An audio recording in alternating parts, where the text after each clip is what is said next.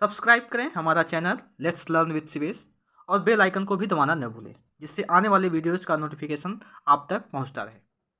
Hello friends, आज हम बात करेंगे क्लास 9th का जो अर्थशास्त्र है यानी इकोनॉमी। ये बहुत ही इंपॉर्टेंट है। इस पूरे बुक को हम कंप्लीट इसमें डिस्कस करेंगे नोट्स के द्वारा। तो आइए इसमें देखते हैं कि आज हम बेसिकली इसमें पढ़ने क्या वाले हैं। हम बात करेंगे कि आर्थिक क्रियाएँ क्या होती हैं, भौतिक पूंजी के बारे में भी देखेंगे कि ये क्या होती हैं।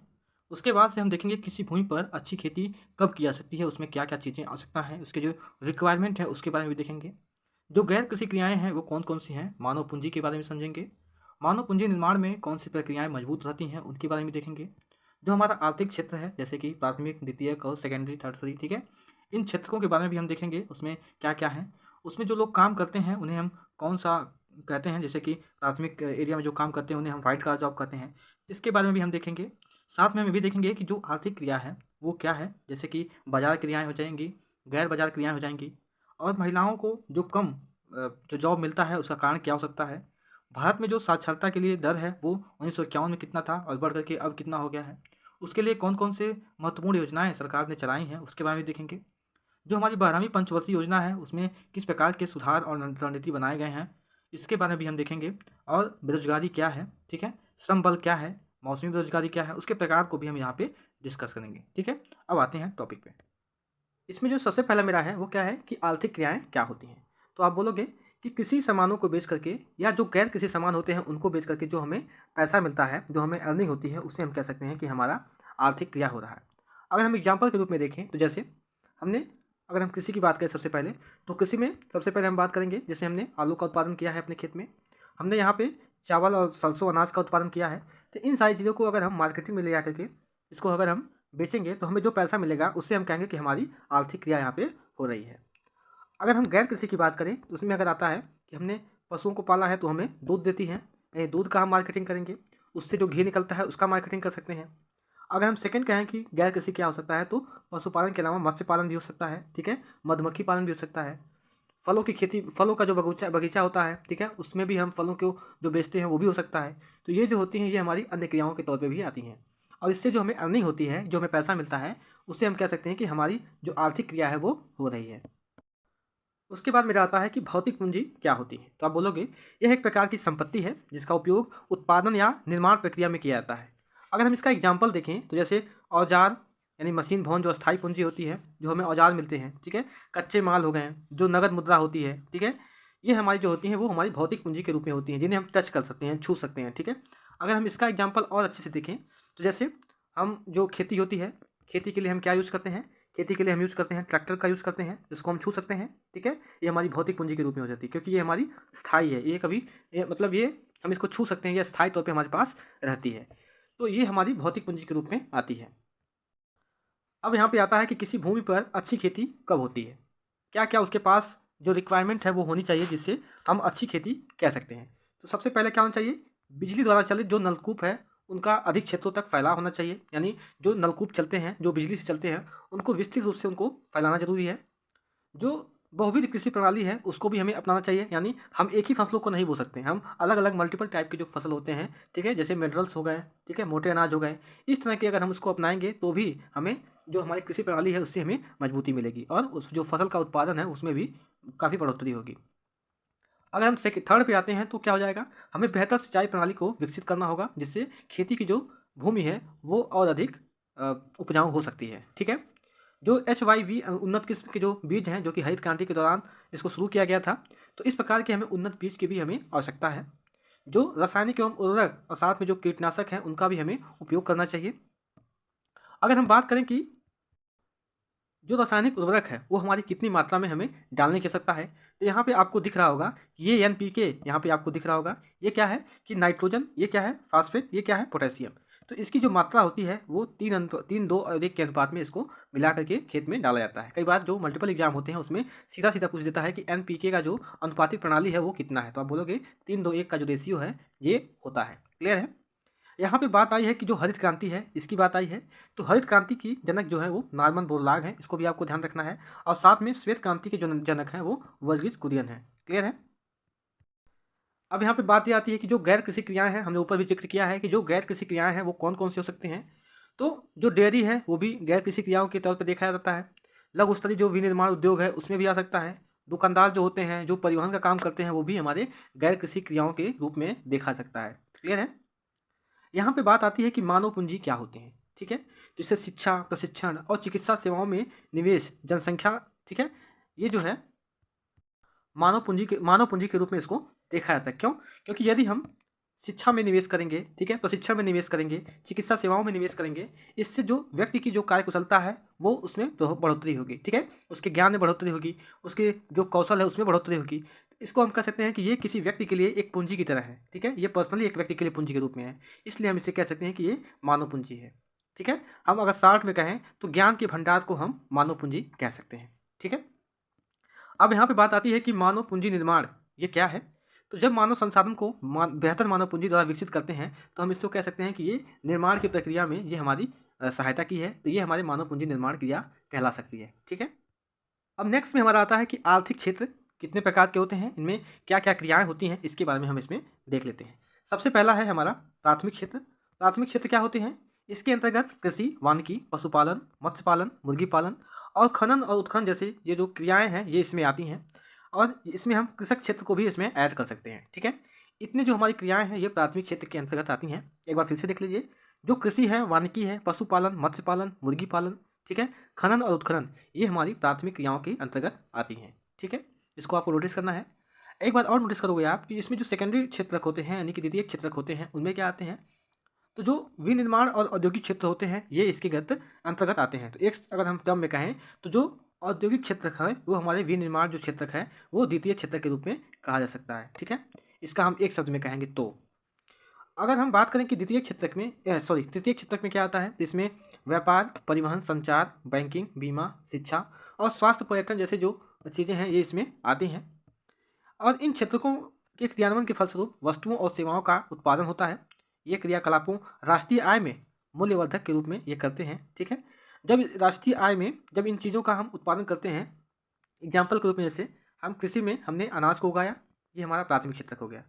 मान लीजिए हमने गेहूँ को उगाया है, अब गेहूँ को हम द्वितीय क्षेत्रक में लाएंगे। ठीक है, औद्योगिक क्षेत्र में उसको हम अलग तरीके से, जैसे उसको हमने ब्रेड बनाया। ठीक है, अब ब्रेड बनाया तो उसकी पैकिंग करने के बाद जब हम इसे मार्केट में उतारेंगे हमारे तृतीय क्षेत्रक में आ गया। अब इसकी बिक्री के फलस्वरूप जो हमें पैसे मिलते हैं वो हमारी आर्थिक क्रिया के रूप में देखी जाती है। ठीक है, आई होप आपको क्लियर हो गया होगा। एक बार फिर से देख लीजिए, हमने यहाँ पे गेहूं का उत्पादन किया, ये हमारा प्राथमिक हो गया। अब द्वितीयक में आकर के इसका हमने ब्रेड बनाया। ठीक है, और तृतीयक में आकर के हमने ब्रेड की मार्केटिंग की, और जब मार्केटिंग की तो हमें पैसे मिले, इससे हमें आर्थिक क्रिया के रूप में देख सकते हैं। ठीक है, यहाँ पे बेसिकली यही बात किया गया है।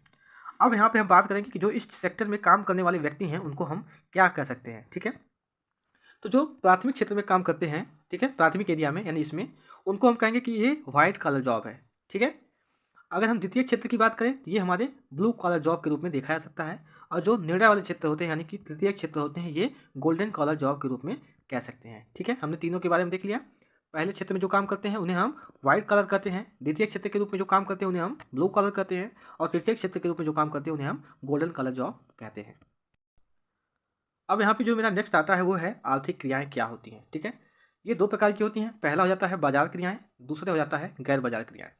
बाजार क्रियाओं में क्या होता है, इनमें वेतन लाभ के उद्देश्य से की गई क्रियाओं के लिए पारिश्रमिक का भुगतान किया जाता है, चाहे वो सरकारी हो चाहे वो न हो। ठीक है, अगर हम इसका एग्जाम्पल के रूप में देखें, जैसे जब कोई मंथली वाला करता है जॉब तो मंथली के उसके लास्ट में उसको पैसे मिलते हैं, इसे हम कहेंगे बाजार क्रिया जॉब। अगर इसका एक एग्जाम्पल और देखेंगे तो जैसे अगर हम फसलों का उत्पादन बड़े स्तर पर करते हैं, जिन्हें हम बहुत सारी फसलों का उत्पादन करते हैं और उन फसलों का हम मार्केट में ले जाकर के उनको बेचते हैं। ठीक है, ये भी हो जाएगा बाजार क्रियाएं, क्योंकि उन्हें हम अपने स्वयं के लिए उपयोग नहीं कर रहे हैं, हम दूसरों के लिए भी वहाँ पे भेज रहे हैं और इससे हमें पैसा भी अर्न हो रहा है। तो ये हमारा आ जाता है बाजार क्रियाओं के रूप में। अगर हम सेकंड पे आते हैं वो है बाजार क्रियाएं, यानी कि गैर बाजार क्रियाएं क्या होती हैं।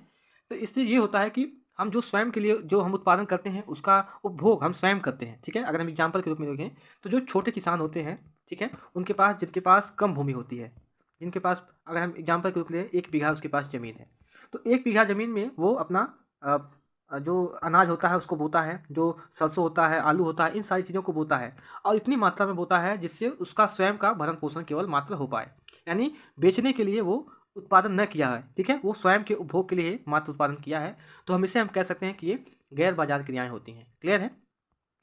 अब यहाँ पे बात आती है कि महिलाओं से कम प्राप्ति पारिश्रमिक के जो कारण है वो क्या हो सकता है, यानी कि जो महिलाएं होती हैं वो कम मात्रा में जॉब पाती हैं, ऐसा क्यों होता है, ठीक है।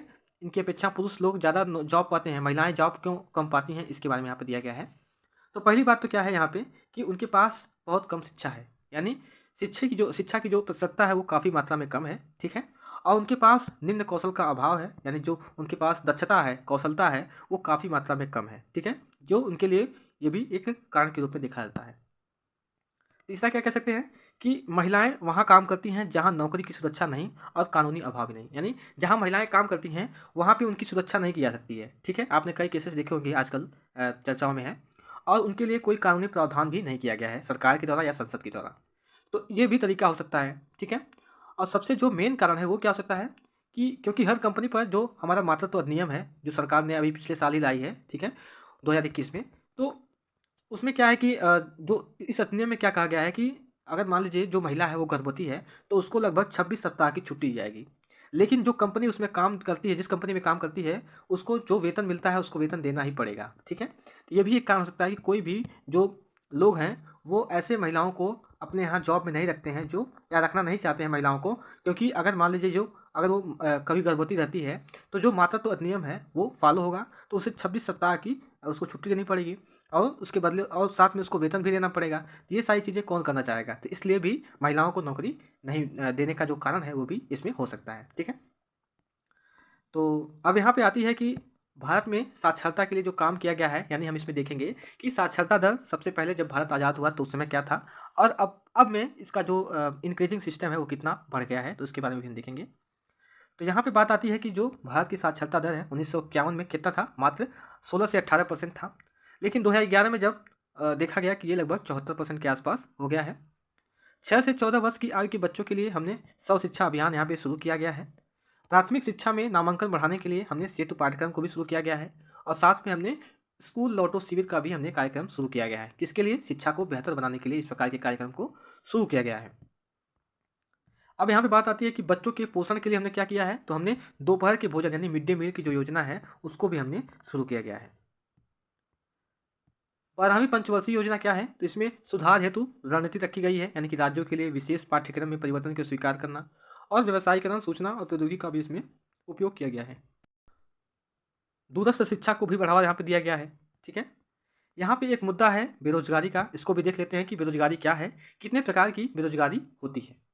तो जब एक प्रचलित मजदूर की दर पर काम करने के लिए इच्छुक लोगों को रोजगार अगर नहीं मिलता है, यानी कि जो लोग रोजगार में जाना चाहते हैं और उन्हें रोजगार नहीं मिलता है, तो हम कह सकते हैं कि वे लोग बेरोजगार हैं, ठीक है।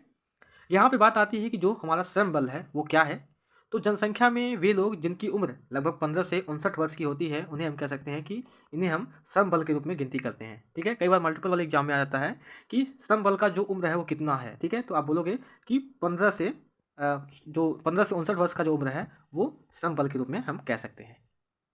ग्रामीण में बेरोजगारी मौसमी व प्रच्छन्न बेरोजगारी होती है, लेकिन शहरों में क्या होती है, शिक्षित बेरोजगारी होती है, ठीक है।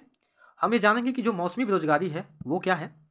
तो ये मौसमी बेरोजगारी होती है कुछ महीनों के लिए रोजगार जो लोग पाते हैं। आपने गांव में देखा होगा कि जब फसल की कटाई होती है जो 6-6 मास पे होता है, तो उन्हें मात्र 1 महीने के लिए रोजगार मिलता है। क्या करने के लिए? फसल की कटाई, बुआई और जो होता है, ठीक है। तो ये हम कह सकते हैं कि उन्हें साल में 3 से 4 महीने जब मौसम आता है फसलों की कटाई का या बुआई का, ठीक है, या सिंचाई का, तो उस समय ही केवल उनको जॉब मिलता है। तो ये हमारी मौसमी बेरोजगारी हो गई। अगर हम बात करें कि प्रच्छन्न बेरोजगारी क्या होती है, तो इसका अगर मोटे तौर पर देखें, जो हम किसी कार्य को करते हैं तो उस कार्य में अगर मान लीजिए 15 लोग काम कर रहे हैं, लेकिन एक्चुअल में उसमें जो लोग हैं काम करने की वो 10 ही लोगों का काम है, ठीक है। 5 लोग बस वैसे ही हाथ दिला रहे हैं, ठीक है, कह सकते हो आप। तो जो 5 लोग हैं उन्हें हम कह सकते हैं कि ये लोग प्रच्छन्न बेरोजगारी के शिकार हैं, ठीक है। काम नहीं है 15 लोगों का, ठीक है, लेकिन काम है मात्र 10 ही लोगों का, लेकिन इसमें 15 लोग काम कर रहे हैं, ठीक है। तो जो एक्स्ट्रा 5 लोग हैं इन्हें हम कह सकते हैं कि ये लोग प्रच्छन्न जो बेरोजगारी है उसके शिकार हो गए हैं, ठीक है। ये जो है दोनों बेरोजगारियाँ कहाँ पे होती हैं? ये मेन रूप से गाँव में होती हैं, ठीक है। लेकिन अगर हम बात करें कि शहरों में शिक्षित बेरोजगारी होती है, क्या? कि किसी के पास 10वीं 12वीं की डिग्री होने के बावजूद उसको रोजगार नहीं मिलता है, तो हमें कह सकते हैं कि ये हमारी शिक्षित बेरोजगारी के रूप में दर्शाया गया है। क्लियर है?